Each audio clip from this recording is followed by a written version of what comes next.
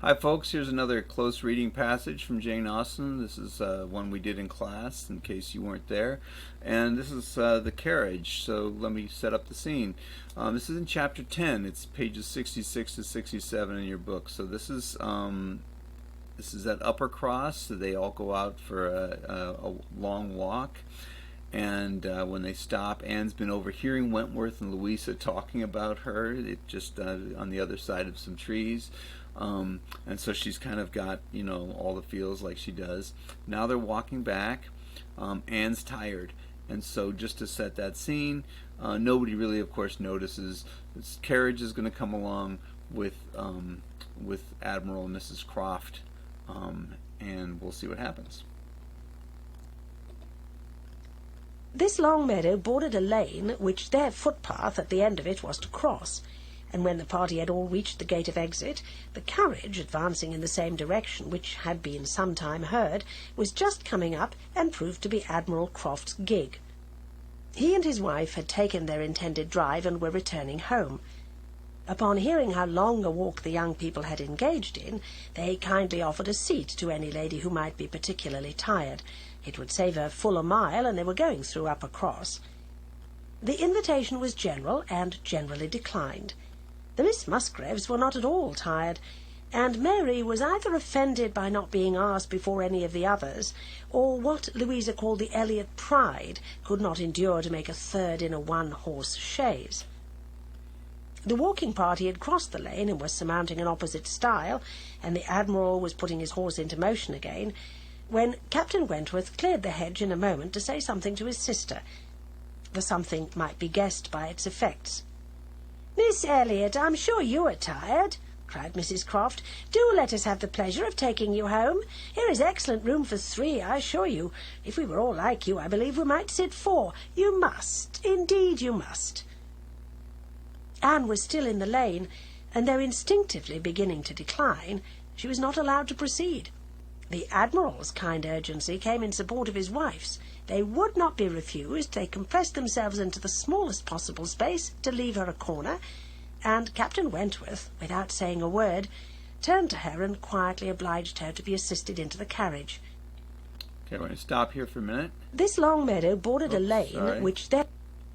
Okay, so in this part of the passage, we have it sets up the scene with the carriage coming by. They invite the ladies, would any of you like a ride? And it says the invitation was general and generally declined. So they declined it, but of course the people who declined it are the Miss Musgroves and Mary. Nobody really asked Anne. One of the things that I think is funny is embedded in here is this conflict between the Miss Musgrove, what Louisa called the Elliot pride.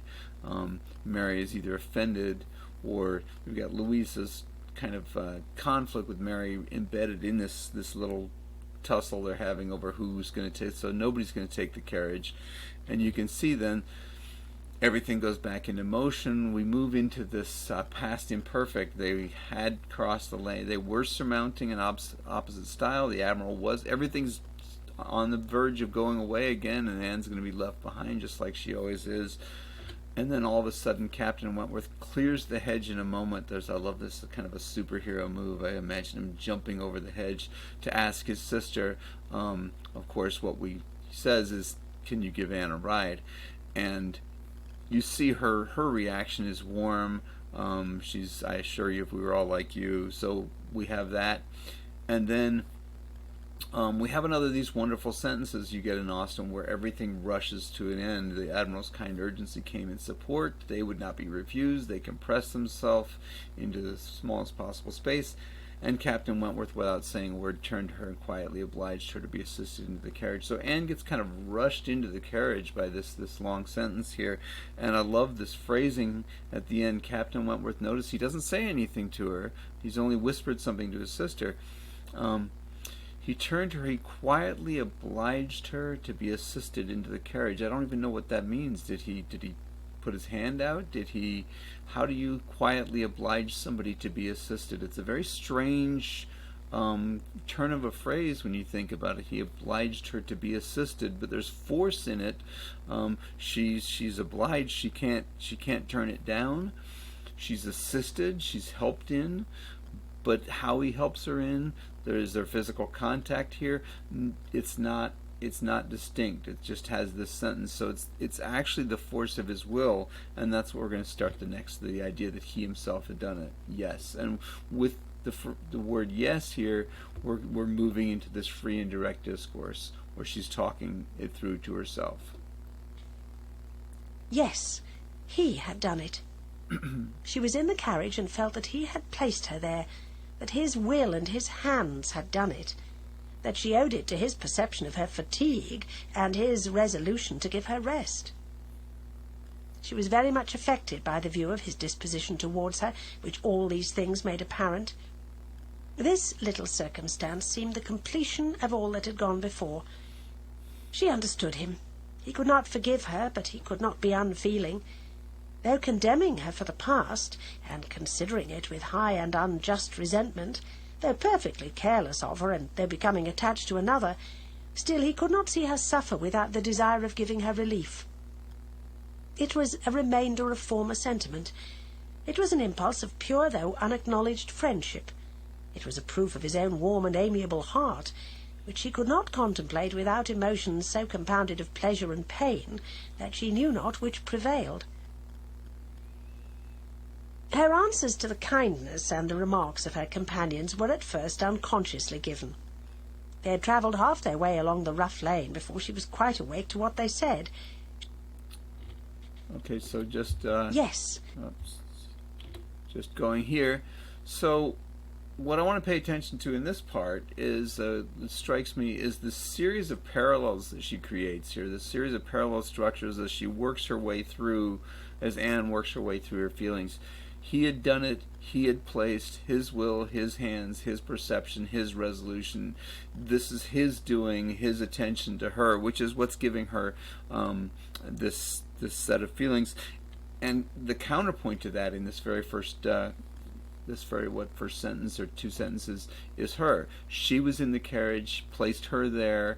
She owed it. Her fatigue, her rest. So this interaction between them is in the very syntax, it's in the very language of the sentence. He had done it, and it's this kind of repeated set of parallels, which is something she is coming to terms with. And it makes it clear it's a little circumstance, but it's something that means a lot to her. And the reason it means a lot to her is she's coming to understand him. It says she understood him. Now this is free and direct discourse. In fact, she doesn't understand him. She mistakes him entirely. And that's one of the great things. I read one writer who said that the great thing about the free and direct discourse is it shows us not only how a character thinks, but how a character doesn't think. And it shows us not only what she understands, but it also shows us what she doesn't understand. So when it says she understood him, she didn't understand him. We'll find that out, though. But this is her version of what's going on with him. And again, it's a series of parallel structures we have. And these are all the bad things. He couldn't forgive her, condemning her for the past, considering it with high and unjust resentment, perfectly careless of her, meaning he doesn't care about her anymore. He's becoming attached to another. He's becoming attached to Louisa. On the other hand, then we have all these good things. He couldn't be unfeeling. He could not see her suffer without desire of giving her relief. The remainder of former sentiment, impulse of pure unacknowledged friendship, proof of his own warm and amiable heart. Again, this series of parallels that we're getting on the one side and then on the other side, which she couldn't contemplate without emotions so compounded of pleasure and pain. So this is sort of the summary of all these things: the pleasure of his paying attention to her and caring about her, at least as a friend, but the pain of seeing him, divested from her. The little ending here then summarizes what's happening on the outside. By the time she comes back to herself and realizes they're talking, she's been sort of answering at random, which is the way we get when we're deep in our head about something. So again, that's another of these examples of Anne having some kind of thing happen that gives her an emotional kind of experience, and then she kind of thinks it through and sorts it through and figures out what she thinks about it.